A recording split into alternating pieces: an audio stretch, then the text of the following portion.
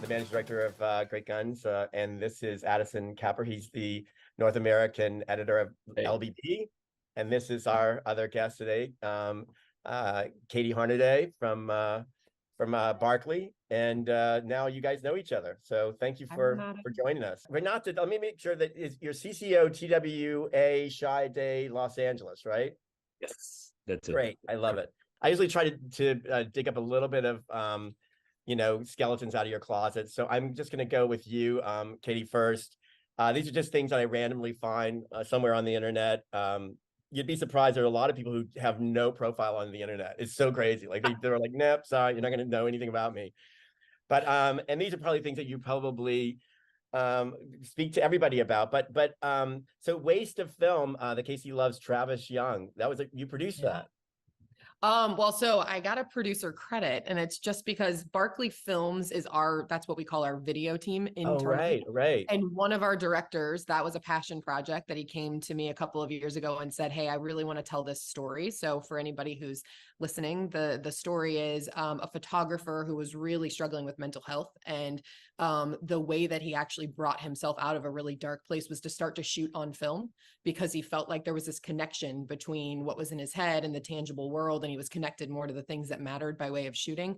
And so our director on the Barkley Films team wanted to go out and tell his story. And he did it in this really beautiful documentary, and it won a number of awards. And I actually discovered that myself. I was like, oh my gosh, I got a producer credit on this, which I guess I kind of was, but I didn't really know. I just sort of blessed it and encouraged it and did what I could to help Josh make something really important. The bar is so high now. Oh my God. The bar is very high now, right? Well, this one may bring it back down. No, it's not. Tell me, this was so shocking to me, but you have to explain. So you got your first job interview waiting in the restroom line in Cannes after winning a Future Lion? Yeah. So me and my still best friend to this day went to portfolio school together, and the two of us entered Future Lions, AKQA, hosted that, and we won. And it's actually a really funny story, because I don't know how they do it now, but back then they would tell a bunch of portfolio school students like 2 weeks before Cannes, we're sending you to Cannes. You just have to figure out how to get to France. And we were all like, we are broke. How are we going to do that? And so we hosted an online bake sale where cookies were like $500 a piece. And if you wanted to like charge you another $500. And we ended up raising all the funds we needed to get to Cannes. And someone from Leo Burnett actually paid for a big chunk of it, like a dozen cookies, basically.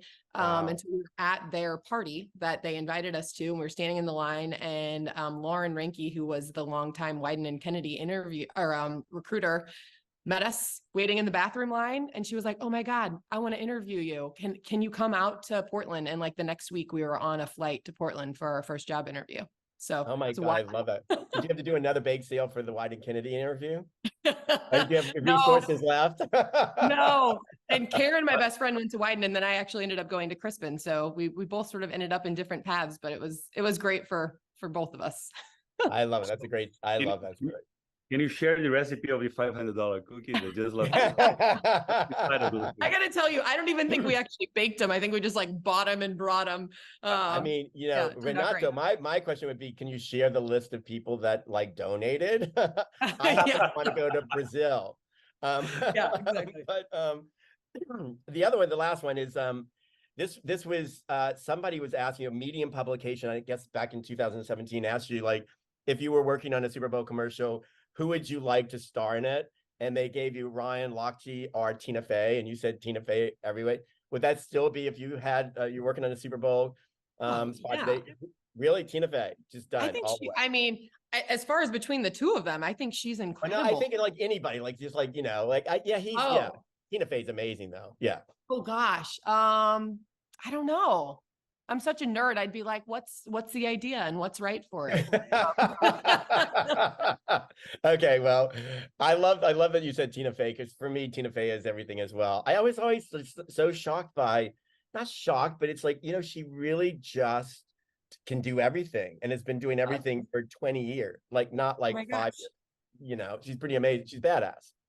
Amazing. And like her book, when she wrote about motherhood, it was before I was even a mom, and I still look back on it and like, want to like, you know, cry and laugh simultaneously of how happy he is about the experience. I love it. Well, that was Katy Hornaday, guys, from CCO from Barkley. Thanks for that. Renato Fernandez. So tell me, you started as a cartoonist at 8 years old. Like, tell us about that. Yeah, so I have a twin brother. So spoiler alert. Yes, you do. If you meet me and I don't say hi, probably it's my brother. So when when you were young, he wanted to play soccer and I wanted to draw. So I lured him into drawing with me if I played some sport with him. So sport, it never paid off. We never became like professional soccer players, but we both learned how to draw quite well. And since I was like 8 years old, I was like drawing like crazy. I got to have like to do like strip comics in a newspaper, and it was like 14, 13. And I got censored because the first cartoon I got there was this story of Adam and Eve. Oh yeah. Before like the original scene. So they are like naked, but they are unaware. They have all this sexuality, but they are like absolutely naive. The whole story is like jokes about sex. They are naive, and that was in a newspaper. So wow. that's crazy. So, and I really want to be a cartoonist. I want to do like arrange even from comedy to like superhero cartoons. I was drawing everything, but then we moved to advertising for 2 reasons. First reason, pays so much more. Yes, that's probably reason number 1, 2, and 3. Yeah, but right. then Exactly. I learned I could tell a story to brands, and then I figured I could have a more impact and a bigger stage to tell stories than like the long journey of a cartoonist. But one day I might come back. Oh, I love that. You should. I'd love to see the original cartoons. Do you still have them? I do. I can send to you. Oh my God, I'd love to see them. I think and what does your brother do now? So he's now advertising as well. So my brother, Roberto Fernandez, he now works for, normally has an agency called Activista. And it's basically an agency for purpose advertising. But he grew in this business like me. He worked at Ogilvy. I know the real sketches for Dove. He's the creative director of that campaign. So he's like, I love that. I love it. I have actually done a feature with your brother, but I never knew he was your brother. Yeah, so you see, yeah, that's another. I love it. Why he's not saying hi to me? Why this guy's not talking to me? The other thing I know about you is like do you still read do you buy newspapers? Like, do you buy real newspapers and still read them? I know you did at one point. That was a big thing for you. Yeah, I don't buy anymore then, because today the information comes from some different places. But I read a lot, and I have like probably 2 or 3 newspapers in my desk every morning for me to read. Oh wow! But it's basically from the agency now. But I used to buy them. It was like part of my routine. And I love tactile things. Yeah, I love like the physical book way more than reading like those tablets. I like the smell of it, the flipping of the, there's something about the physicality of that I still love. And newspapers the same. The smell of the ink. I'm an addict to that. Yeah, it's funny because I do think that there is maybe a couple of generations that have never held, they've never had the ink, on their fingers from a freshly, published newspaper in the morning in the New York Times, getting off one of the stands. So that's great. And then you play guitar. I see it's in the back. Have you played guitar as a kid? Yeah, I learned to play guitar. It's funny. I learned to play guitar when I was a teenager. And here it's a funny story. I was learning English, a special class for English, and you had to make a presentation. And my presentation, me and my brother, we decided to make a presentation about the Beatles. So the first time Beatles came to America, and we said, "Oh, that would be nice to do all the interview in English to practice, to demonstrate to speak English, and let's make a show. So let's just pretend we're playing." That's it. But then one of our 4 guys, one of them said, "I play guitar really well." So then we said, "Okay, amazing. So we're going to learn just to like accompany you," because the guy was the one that was going to be playing. And we are just trying to learn how to play. And I learned to play the bass because I'm lefty. So I didn't have a bass player, a guitar. I just got a normal acoustic guitar and I turn upside down and I learned to play the bass with an upside down right hand guitar. So me and my brother, like for 2 weeks, learning to play the guitar and the bass to play with this guy. That was the amazing performer. And the music he knew to play was Michel. Michel, my dad. Yeah. And then Right. first rehearsal, he gets the guitar and he goes like this. Michel, my bell. And I was like, oh. And you're like, wait. We're doomed. Yes. We're doomed. The guy couldn't play. He was like, he had to look to the hand to change chords.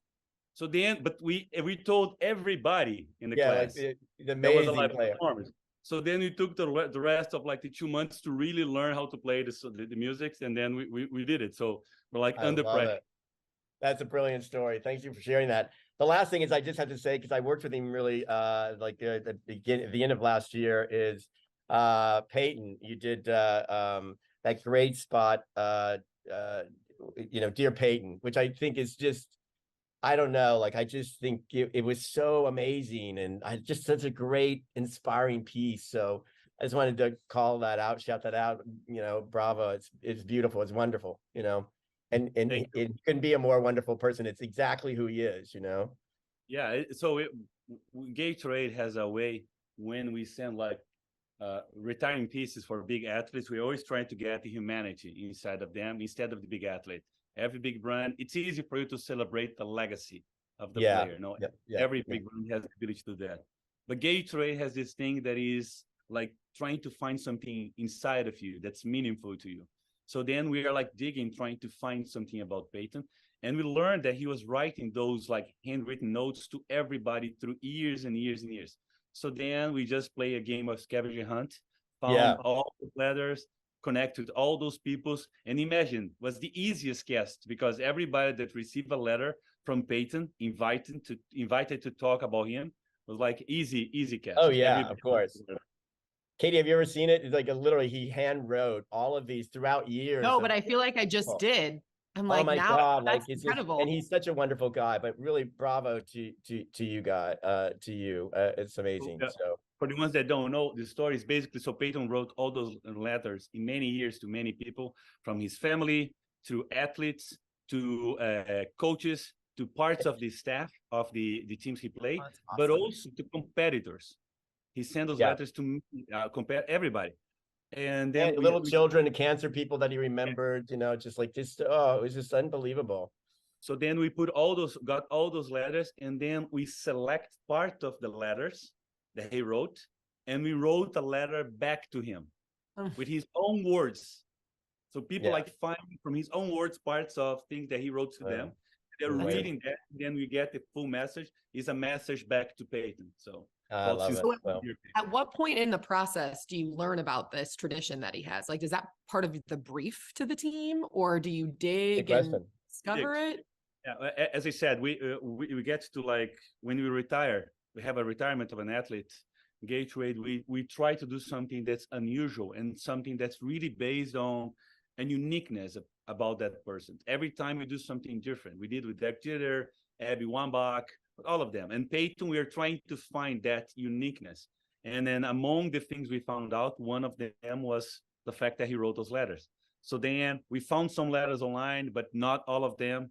So then we went after like a bunch of people. And then we reached out to Archie Manning, his father, to Eli Manning, and then asked them about the letters because we wanted it to be a surprise to Peyton. So then we tried with his wife and everybody. We got everybody around him, like to find letters he wrote, and then try to get people, and then one person talking to the other. And the most amazing one was one he wrote to a journalist that he just found out he got cancer, and then he wrote a beautiful letter to him, and it's part of the film. So it's basically magic in the making. Sometimes it happens just because you are out there to witness magic. That's amazing. Were you there when Peyton saw it for the first time? When Peyton what? When he saw it for the first time? Because you said it was sort of like we filmed. Well, it was not me, it was my crew, but we filmed him. watching that was absolutely That's magic. incredible. Pride was incredible. I love it. Thank you guys for allowing me to do a little digging. Let's get started with the question. So question number one, we're going to start with you, Katy. We all like have dreams as a kid.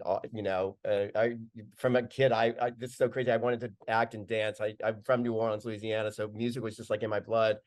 And I did get to Hollywood, and I did act and I did dance. And then I realized one day I woke up, I was like, I am so hungry and so poor and so like, I just like thought, what am I to do? I mean, I did work, but I just didn't make it. And I ended up going in back of the camera and started producing. So what dreams and goals did you have for your life when you graduated high school? And did you follow through with any of those goals and dreams? Oh my gosh. This is always the worst, most boring question for me because it is like so exactly like I was a junior in high school. I was on the newspaper staff.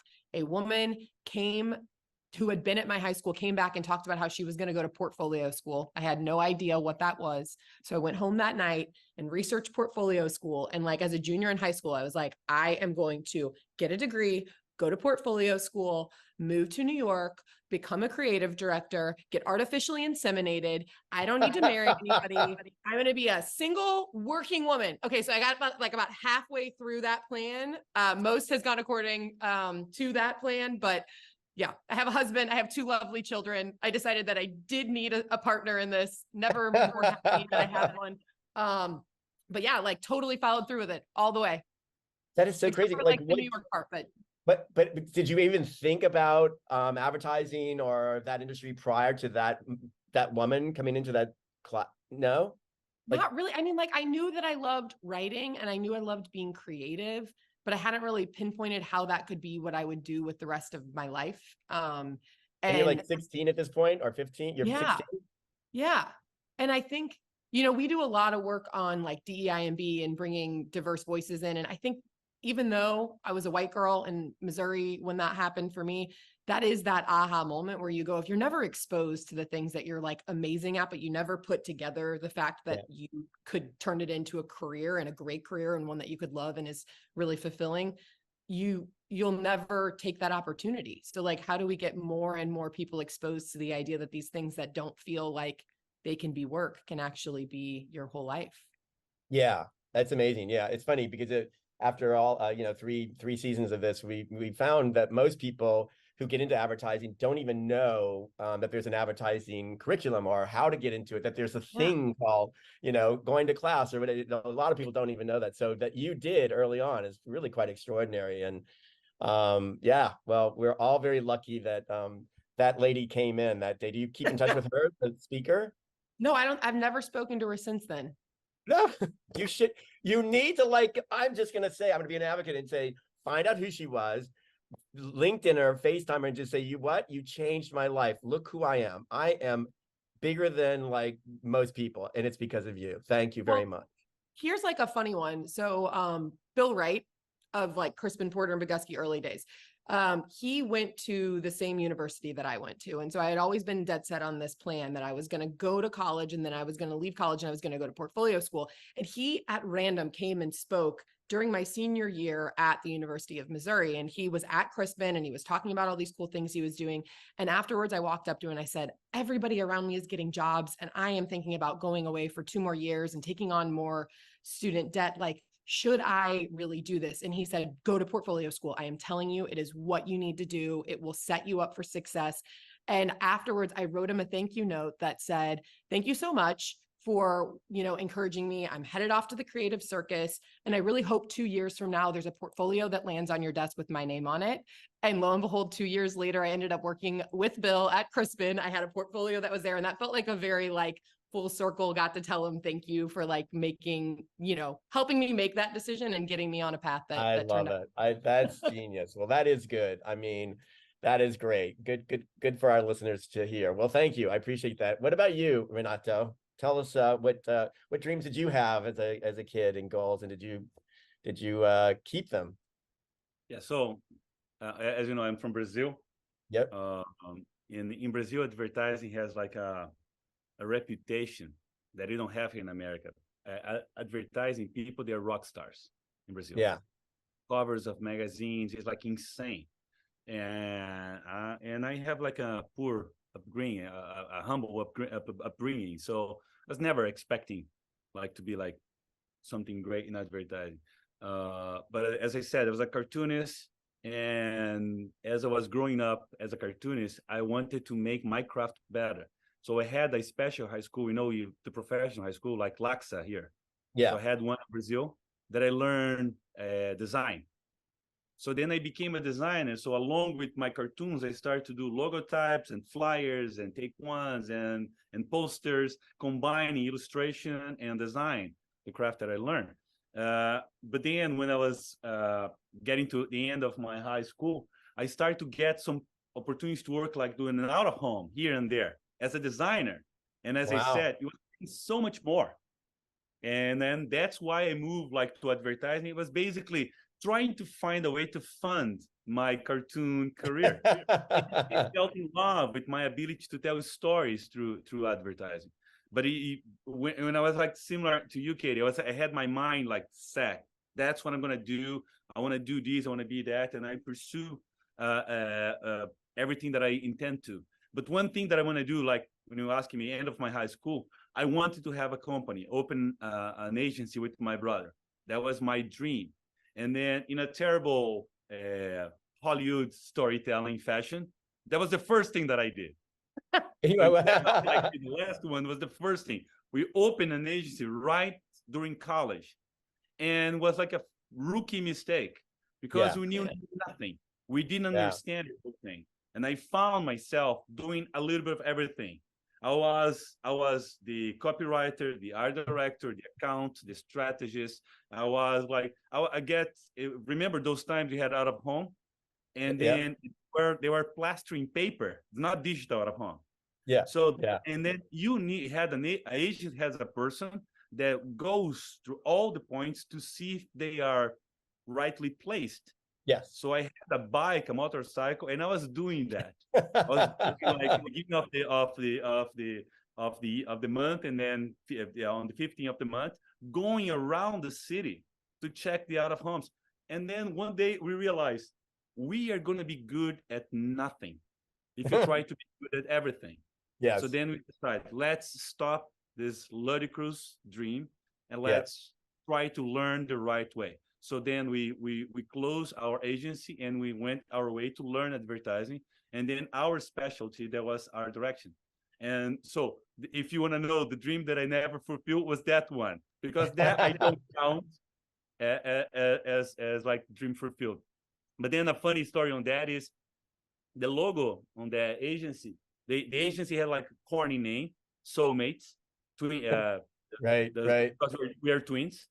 And then the logo was basically Siamese boy, a boy with two heads. Yes. Because we have a cartoon character, there was us, a Siamese kid. But the logo was a Siamese character. And then we have the logo, and then years later, my daughter, she came to me, she wanted to have a tattoo. And then she said, Daddy, I want to make a tattoo about this monkey that you draw through. Said, which is the Siamese twins. Yeah, it was never had a monkey. No, a monkey. And then, oh, that one. And then I showed her and I said, this was the logo of my agency. And she wanted a tattoo. That was the first tattoo she had in her body. And I said, she has a tattoo today. And then I told her, if you do the tattoo, I'm going to do this as well. So I know people in the podcast. Oh my God, yes. Wow, I love it. It's brilliant. That is brilliant. I said, I'm going to do it as well. So well, I mean, look, that's a great story. I mean, there's plenty of time for you to start that agency and fulfill that dream again. I mean, it's funny because I think cartoonists are such a specialty. It's such a culture, amongst, many different cultures now, particularly in America. I'm not telling you what to do, but that could be a really great agency. Bring back the newspaper and comic strips. The time do you still draw them? Do you still sketch comics for fun? I do, but not as often than I used to. But I love drawing. Well, I mean, so many great things to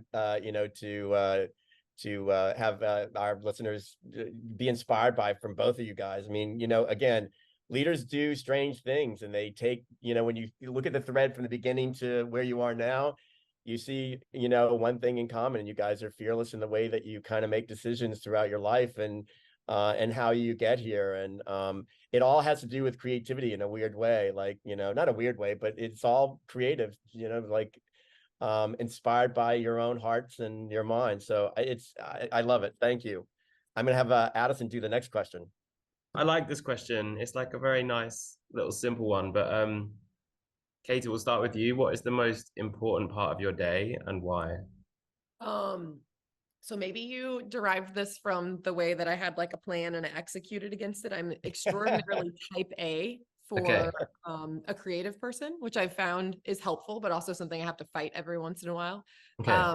And so probably the most important part of my day is honestly the night before, when I'm looking at what is the lineup for the following day, and getting myself sort of like mentally prepared for what's it going to look like. Are they going to be more like business conversations or team conversations or creative, or, you know, discussions, and trying to like get myself in the right headspace.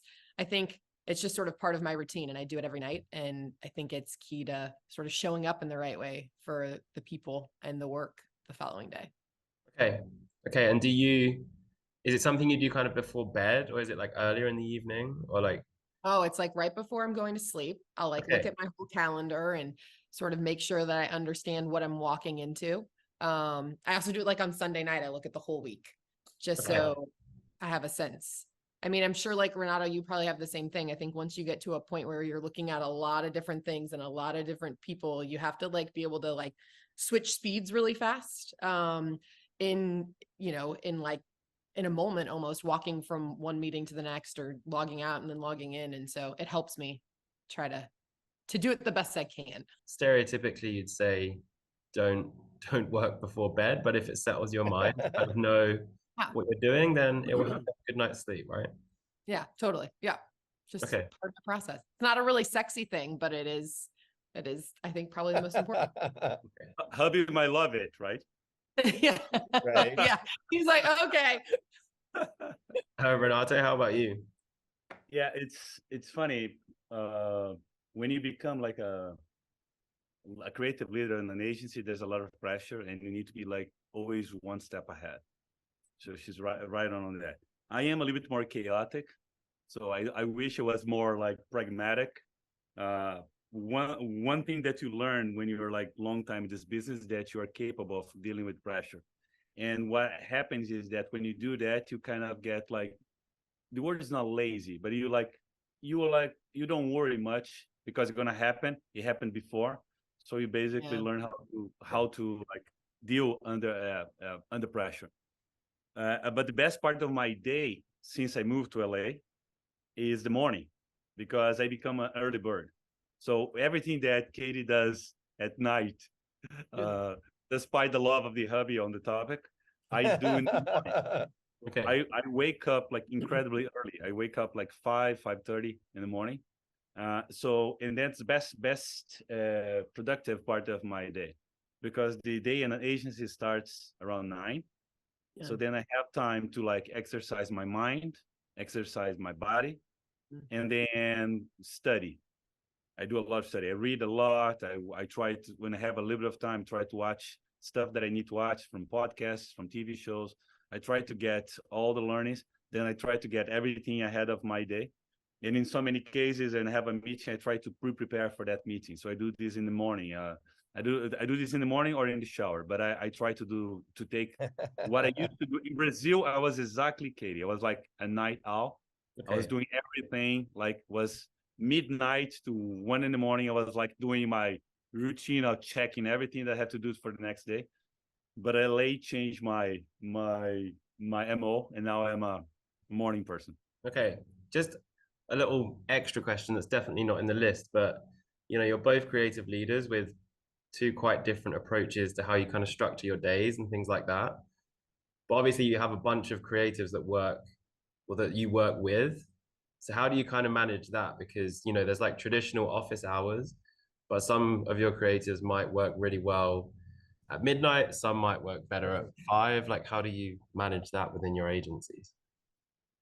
So I would say I protect the morning as my time.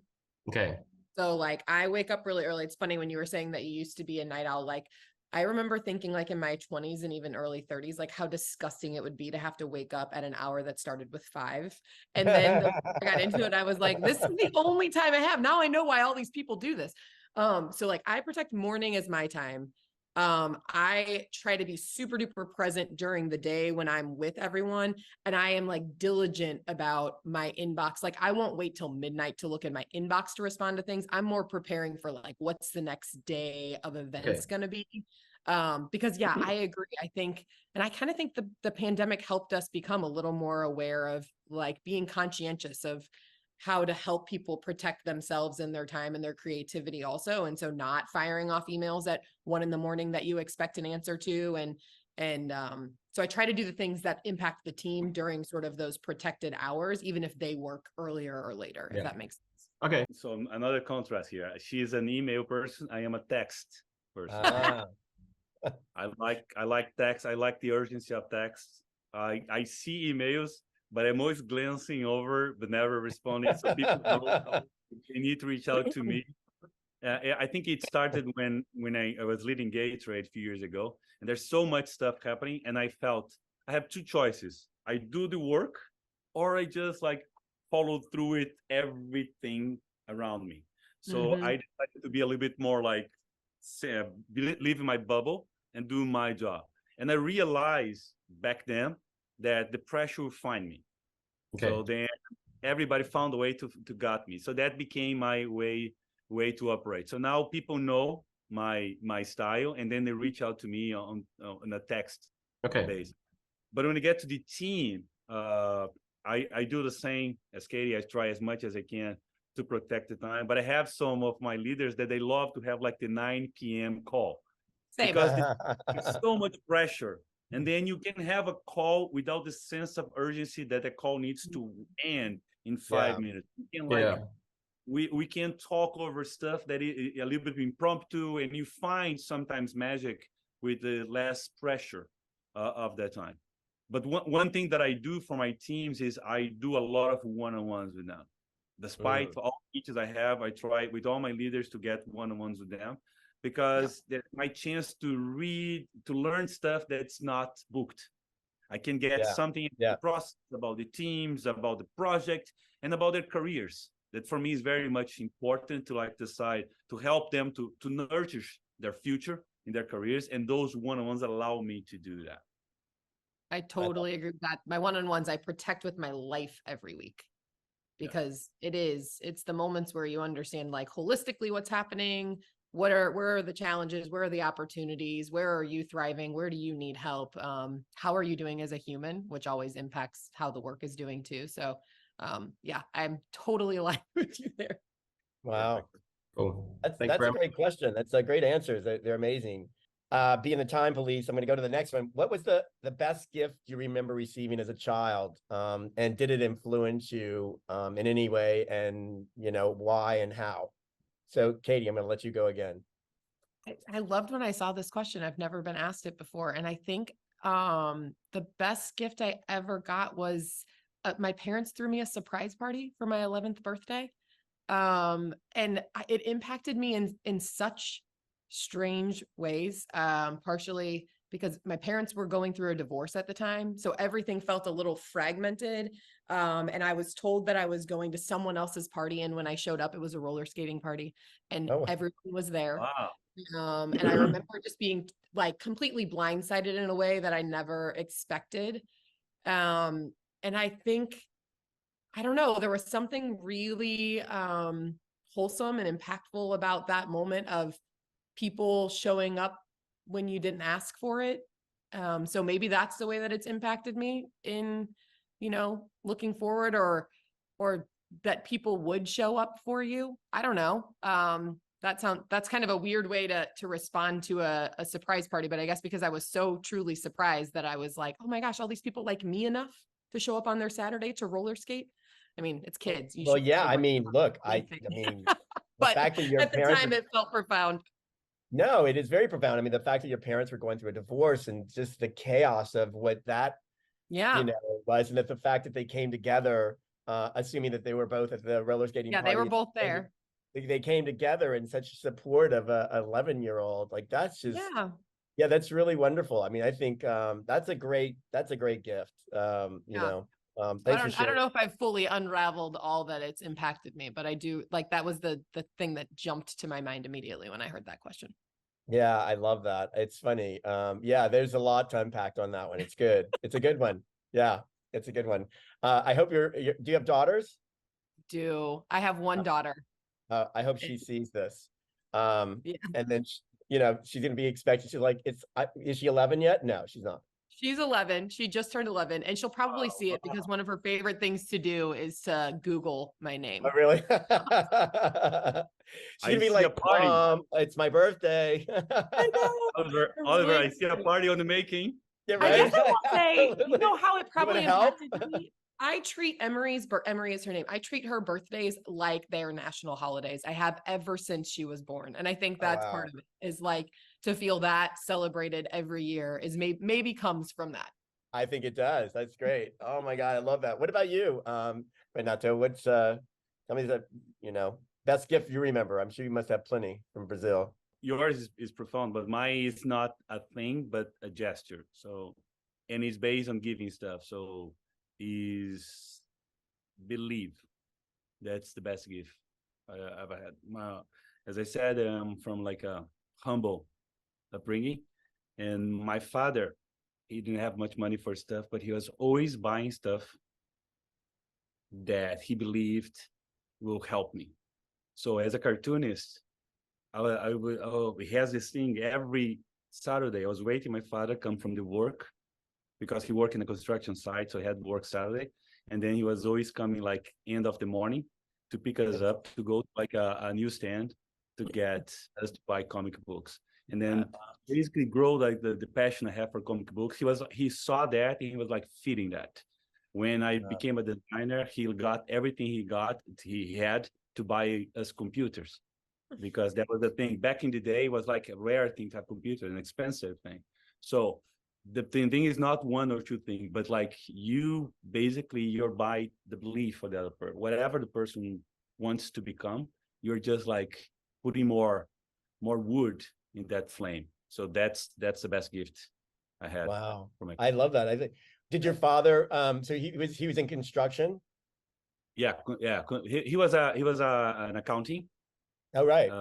guy, but he was working at a construction company. So he was all the time weekends he was going to like the construction sites. There's passions and other stuff. It was a small construction firm. Yeah. And I love it. I love the you'd said earlier that you and your brother kind of had a mutual like kind of understanding that if you help, let's art together and we'll play sports together.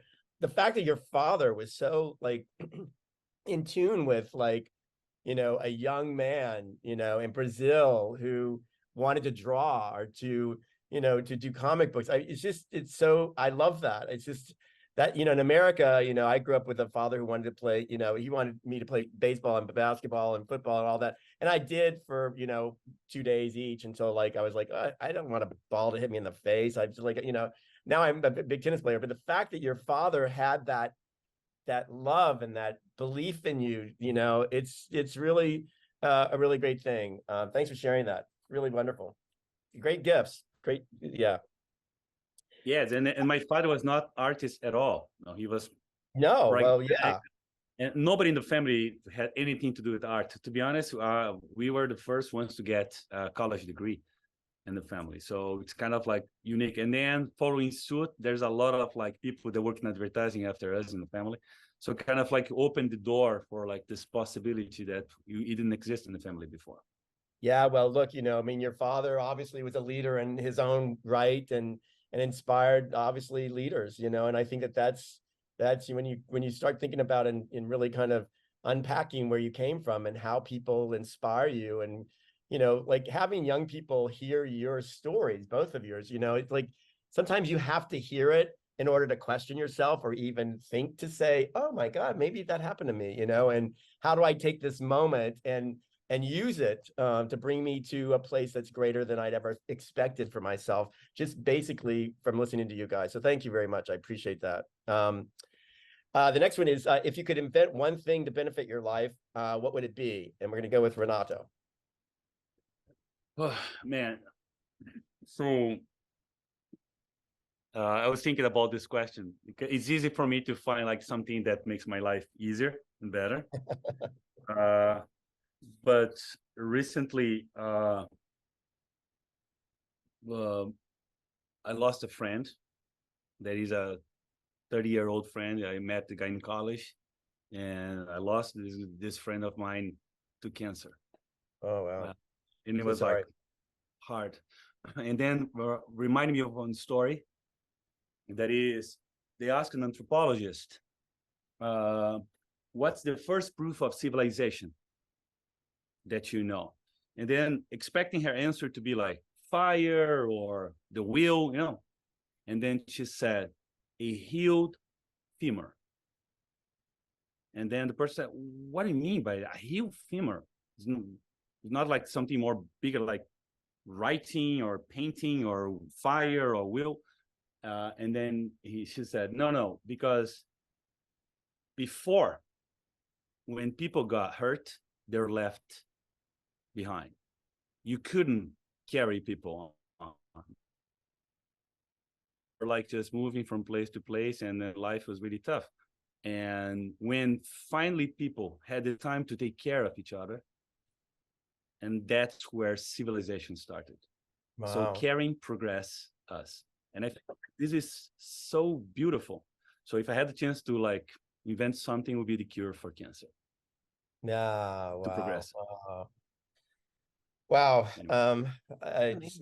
Yes, yeah, I feel it. It's a wonderful sentiment. And sorry to hear about your friend. It's sad, so young. What about you, Katy? I cannot follow that. I know it's a hard one. Yeah, it's a very hard one. Yeah. I will go entirely practical. I think being a working parent, not even just a mom, I feel like I constantly need to be in a million places at once. And one of the hardest things is like making sure that, you know, you talked about your dad stoking your passion in you. And I think that's something that, like, as a parent, I don't know if all parents feel that way, but I know most that I've spoken to, like, the one thing you want is for your kid to find the thing that lights them up. But in order to do that, they got to be in a million places. You know, I have a 6-year-old and an 11-year-old, and trying to make sure that she's doing soccer and singing, and he's doing, you know, art and all these things. And that's really hard to do when you also need to show up for your people at work, and you want to be able to take a 9 p.m. call. So, I think if I could just make something really practical, it would be an excellent, really trustworthy sort of chauffeur service for my children, just to get them to the things that really require me to be there for them. But it's the act of having to drive them from point A to point B that sort of makes me feel like I need to be in a million places at once. So, like, unbelievably practical, but I think it's, you know, just those things that would make it easier to focus on different things. I think it's great. Didn't Uber have Uber Kids for a long time? It was a little weird, but I think it was in New York, but like not in New York. City. Yeah. And I'm like, you know, I just need a really practical solution to that piece of it. And I think my life would be exponentially more simplified. Katy, I want to say that if when you get this done, please go back in time. Because my kids, they're grown up. I have a 25 and a 20. But my daughter, she studied at LACSA. I was talking about me having like a professional high school study, and she studied at LACSA. And for people that don't know Los Angeles, I live in Hermosa Beach, and LACSA is like a hell away from here. Oh it's my a God! 1 hour. Yeah, 27 miles away. So my daughter is screaming from the other room, 27 miles. And my wife, bless her heart, drove her every day to the school, back home, and then to pick her up. So it was like an incredible like investment in the future of my daughter. So it's beautiful. Totally. So When you Yeah. invent this sugar, please invent a time machine. Then I You can got go it. back in time, and then my wife will get definitely sign up. You're going to be the first client. It is really like, it is this conflict of, you know, and I should like say that I do think, and I'm sure your wife would attest to this, like you learn a lot about your kids on those Mm, drives, but there is yeah. also this like really functional aspect of it where you want to pursue their passions, but you also have something that you love. I had this really deep conversation with my kids this morning about cultural appropriation and a whole bunch of other stuff this morning, and like gender roles. This was all on a 30-minute drive. It was a great drive, really fruitful, but also one of the things we were talking about is just like being a mom who's not there for everything all the time and all of the benefits of it. And we've talked about that a lot, but it was just an interesting, conversation of the conflicts that arise from sort of it not being as simple as. Yeah, my father and my mother and I had those conversations as well. No, we didn't.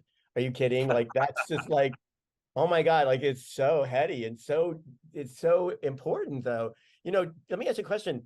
Did the pandemic kind of help allow you to make time or understand that it was necessary? Like, I don't have to go into work today, so I want to spend time with my kids and I don't even know what grade they're in.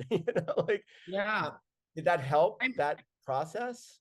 I would love to know, Renato, how it was for you. I felt like there was this, even less than the commute piece of it and being able to spend time with them, there was that initial, okay, we're all home and we're all working all the time and sort of like living in fear of what this pandemic is and always constantly plugged in.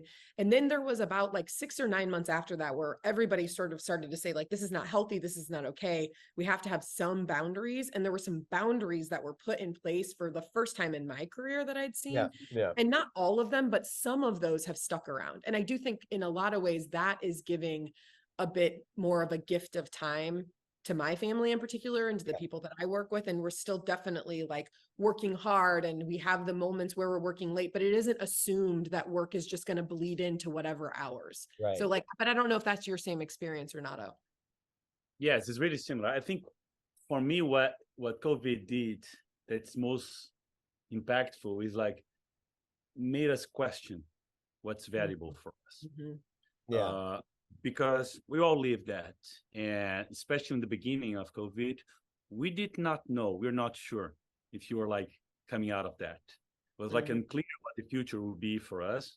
So everybody started to question what they're doing with their time and what they're doing with their life.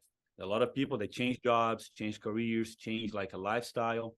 And sometimes we need like a shock in the reality to change us. So a lot of stuff changed in the way we work in the agency because of that time. And like you said, a lot of the Katy, like you said, a lot of that stuff still like we keep.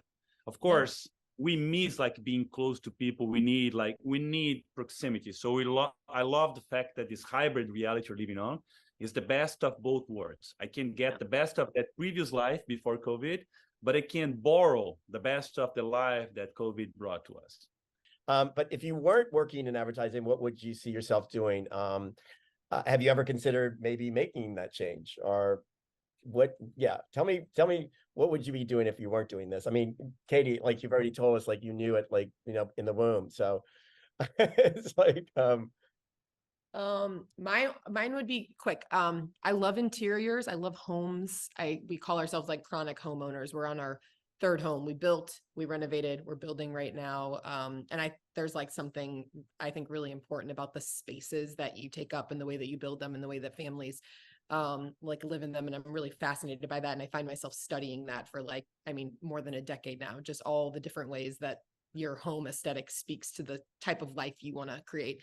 But I also really love art. And in fact, Oliver, I was going to ask you about the pieces that are behind you. Like, I think art is so, everyone loves art, but I'm just like so captivated by it. And I think like, being an art buyer or something in another life would be incredible. And I think it's a lot like advertising in the sense that there's like a tiny story all packed into one small space and they come from lots of perspectives. And I just, I think that art galleries and museums are like the most peaceful and sort of grounding place. And so that's probably what I would want to do. love it. I've considered it, but I kind of get the best of all worlds doing what I do. So I got no plans to change it anytime soon.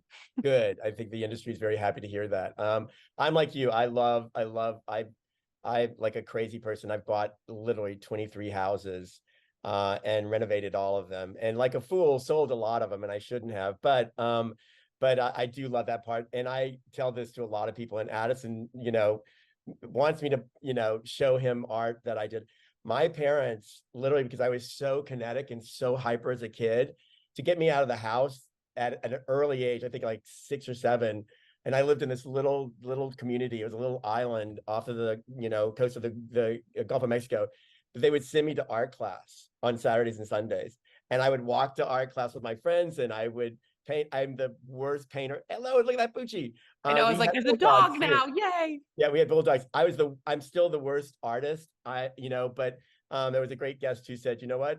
If you write, you're a writer. If you paint, you're a painter. If you're an interior, you love interior and you interior design, that's what you are. So I love both of those things. So we should talk. We have a lot to talk about. I'm impressed that you renovated so many. That's like a whole other. Oh my God. I'm in the middle of doing one in Rancho Mirage right now that is just crazy in 120-degree heat. It's nuts, but you'll come over. I'll invite you both. Renato, what about you? And tell us about your dog. It's a bulldog. Is a Boston? A Boston bulldog. Yeah. Yeah. A Boston Terrier.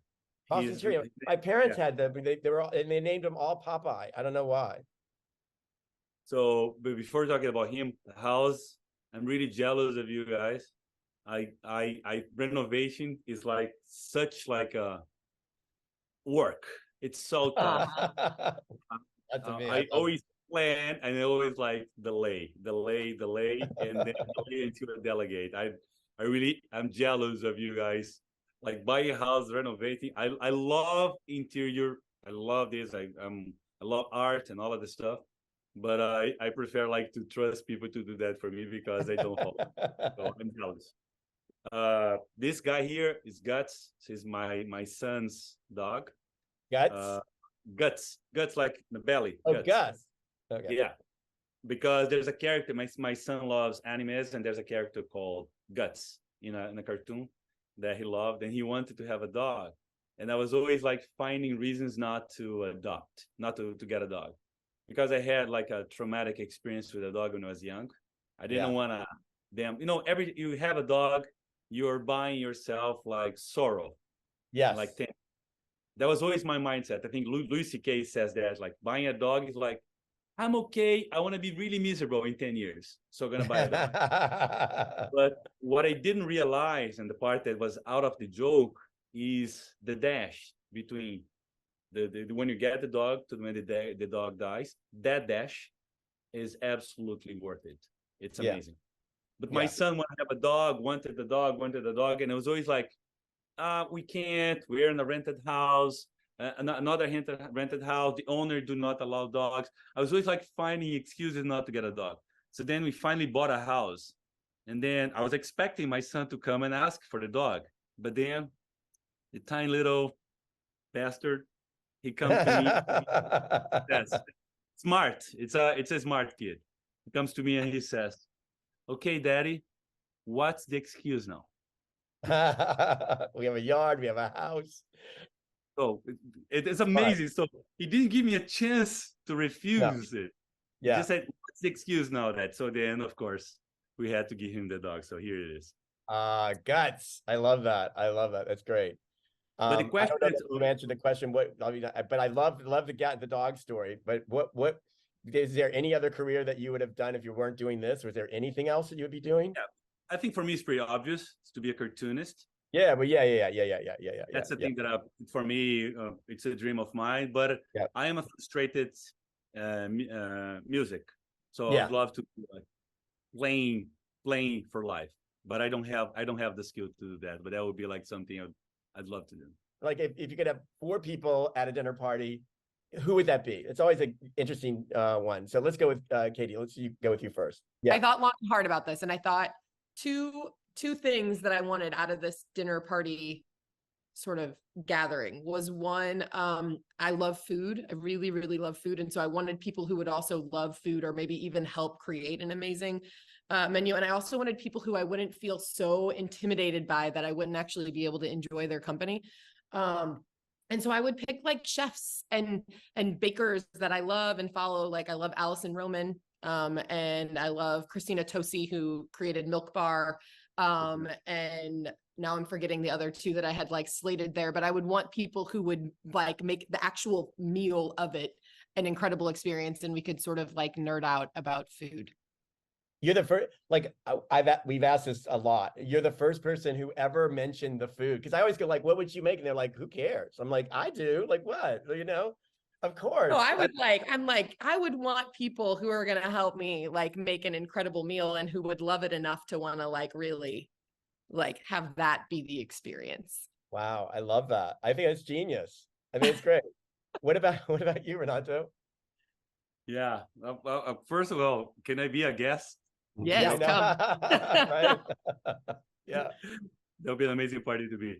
So I also thought a lot about this, and I think parties, they're like lives, and I love to have a little bit of everything that I love about life. I have like good conversation, good music, have fun, and good food. So I was thinking, who could be like the embodiment of those four things? For good conversation is like, I love creativity. So I'd love to have Virgil Abloh, because you said could be alive or not, right? So Good. Right? Of dead or alive. Absolutely. Yes. Yeah. bringing him like the guy that like took the whole fashion industry like and changed it completely. And I love his ability to like to bring creativity to an area that is known for creativity and make a name out of this, being a diverse person and changing how fashion is seen and make it like something that we care. Because many times fashion is something that it's so like highbrow, we don't care. So Virgil will be the first for creativity. For humor, I'll have like Rich Gervais. I think his sense of humor is absolutely fantastic, and the party will be great. I think Larry Davis said, you always need to have somebody that sits in the middle of the table, right? Yeah. To control the conversation. So that person for me needs to be like Rich Gervais, like calling people out of stuff and being funny all the time. Then for music, man, could be many people. Would it be Ricky prior to being sober or sober? To be honest, both. I like the transition. Coming sober and sober. Okay, got it. Because trust me, my party, they need booze. They need Okay, good. I love that. I want to come to your party. Then 30, like good music. So invite somebody to be part of the party, but then could like play for us for amusement. And then the name I have in my mind is Amy Winehouse. Just so good. Yeah, absolutely. Wow.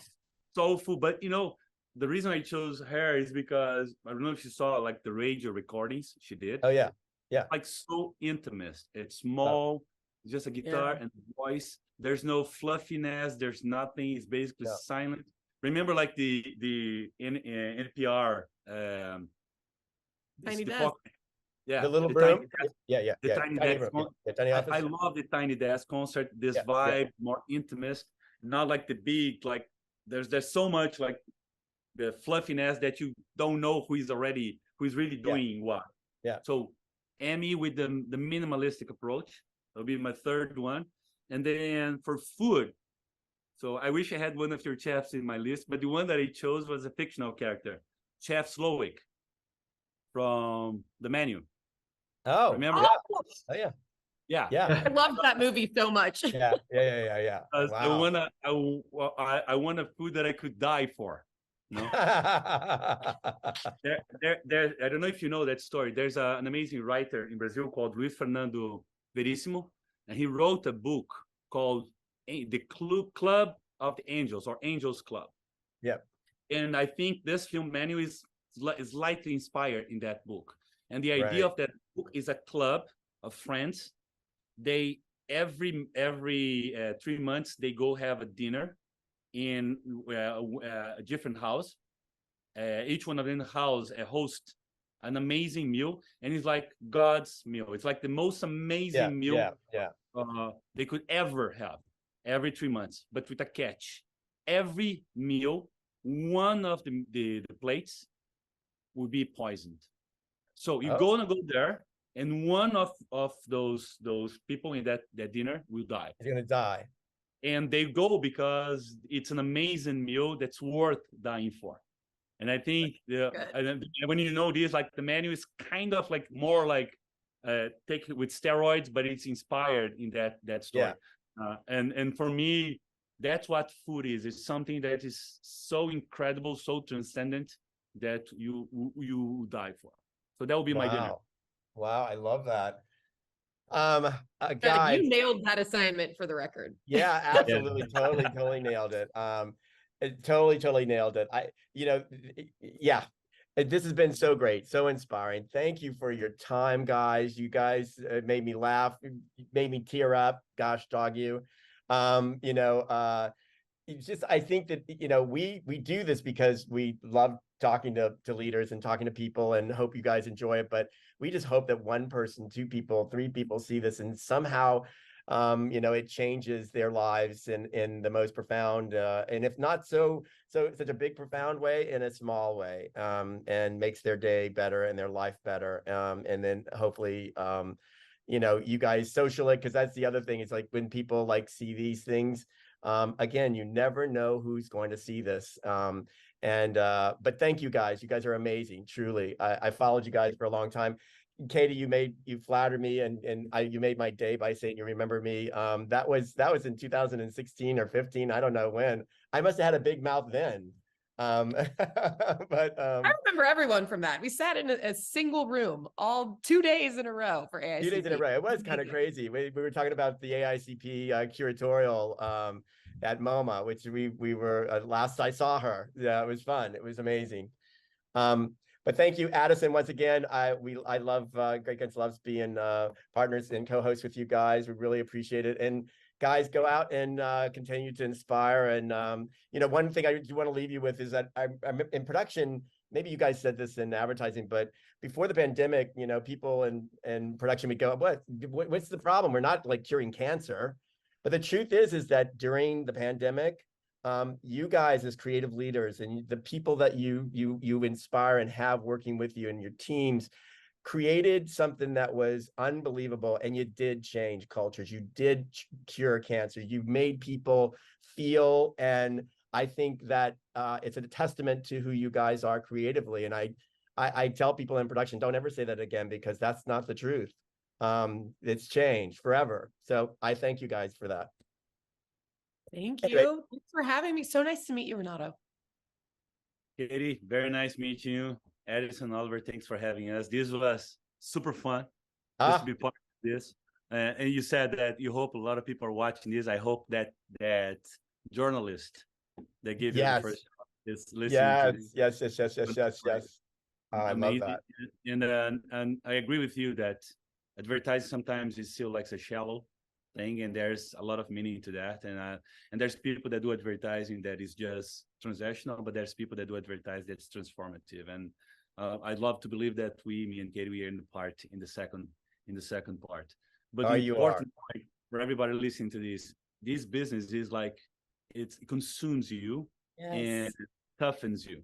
So there's one big advice to give to everybody is have fun. You need to bring fun to the table, because if you make it fun, it's bearable and you can survive and endure it. Just bring fun to the table. I always say, like, my worst day in advertising is most people's best day in any other career. And I really believe that. Right. Think about it. Like, even when we're so stressed, like, what are we stressed about? We're still making things. We're still working with people we love. We're, like, how cool is that? And we get paid. Yeah, and you get paid. I mean, you're inspired by things that you would have never been, you would have never touched a quarter of the things that you have touched being in advertising. So, in the minds and I agree with you. You guys, I could talk all day. I love you both. Thank you so much. Have a great day.